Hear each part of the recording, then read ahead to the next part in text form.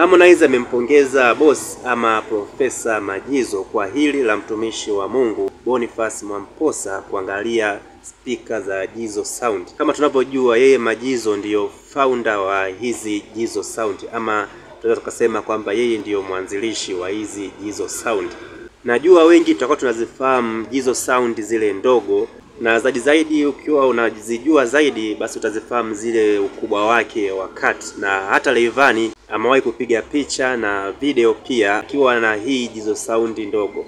Hasa kuna hii Jizo Sound kubwa ambayo mimi kwa mara ya kwanza ndo naiona, tofauti na zile Jizo Sound ndogo ambayo ndiyo mtumishi wa Mungu Boniface Mwamposa kopo anaifanyia sound check ama kopo anaitest kwa ajili ya kuitumia kwenye shughuli zake za kanisa. Ana wote tunafahamu balaa la mtumishi wa Mungu Boniface Mwamposa kwenye swala la sound.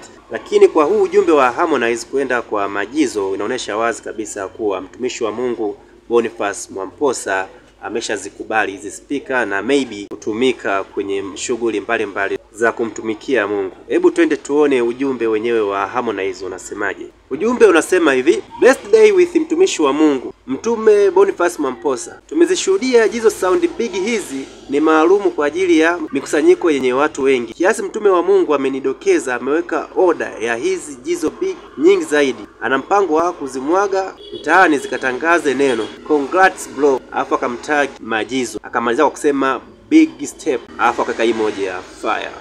Kwa hiyo huu ndo ujumbe wa Harmonize kwa Majizo, lakini pia tutegemee hizi Jizo Sound kuwa nyingi mtaani, maana tunajua mtumishi wa Mungu Boniface Mwamposa akiweka mkono kwenye kitu chako hakuna ambacho kitasababisha kitu chako kisifanye vizuri.